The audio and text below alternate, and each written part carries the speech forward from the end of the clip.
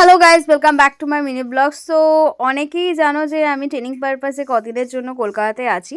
So morning morning আমরা সবাই বেরিয়ে গেছিলাম যে ট্রেনিংয়ের জন্য। তো ট্রেনিং কমপ্লিট করে বাড়ি ফেরার পথে আমি কি দেখতে পেলাম, এই যে তোমরা দেখতেই পাচ্ছ, এটা হচ্ছে ঘটি গরম। তো অনেকেই জানো, অনেকে জানো না। তো আমি দুর্গাপুরে ঘটি গরম দেখতে পাইনি, হয়তো কোথাও আছে বাট আমি জানি না। তো যাই হোক, আমি কলকাতাতে যখন থাকতাম তখন প্রচুর পরিমাণে আমি ঘটি গরম খেতাম ইভিনিংয়ে।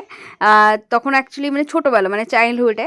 তো মানে তখন আমার দিদার কাছে চলে যেতাম, মার কাছে চলে যেতাম, 10 টাকা 5 টাকা নিয়ে আমি ইভিনিংয়ে চলে যেতাম ঘটি গরম খেতে।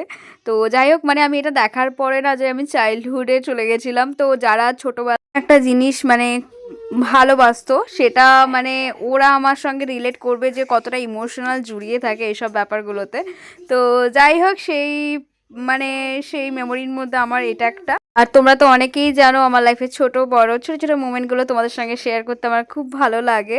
তো যাই হোক, এইটা ছোট্ট একটা মানে মেমোরি আমি যেটা ক্যাপচার না করে থাকতে পারিনি। তো ক্যাপচারও করেছি, মেমোরি হয়ে থেকে যাবে, আর তোমাদের সঙ্গে শেয়ারও করলাম। আর সত্যি কথা বলতে গেলে আমি ঘটি গরম লাস্ট 10 ইয়ার্স অ্যাবাভ হয়ে গেছে যে আমি খাইনি। তো আমি না ওটার টেস্টটা মানে ফিল করতে চাইছিলাম যে সেম আছে কিনা। তো কাকু অনেক লেট করছিল, আমি বললাম কাকু আর তর্স হয়েছে না, তাড়াতাড়ি দাও। কাকু বললো হয়ে গেছে, জাস্ট 1 মিনিট। তো কাকু অনেকক্ষণ ধরে ওয়েট করলাম বলে একটু খুশি করার জন্য একটুখানি এক্সট্রা দিল আমাকে। তো যাই হোক, আমি ফাইনালি আমি পেয়ে গেলাম আমার ঘটি গরম হাতে। তো আমি ফট করে আর লেট না করে খেয়ে নিলাম। সো আর এই ফিলিংসটা আমি বলে বোঝাতে পারবো না যে আমার কতটা ভালো লাগছে আর আমি কতটা মন থেকে খুশি। সো ফ্রেন্ডস, আজকে মিনি ব্লগটা এই পর্যন্ত। আবার নেক্সট ব্লগে তোমাদের সঙ্গে দেখা হচ্ছে আমার। সো আজকের জন্য টাটা, লাভ ইউ এভরিওয়ান।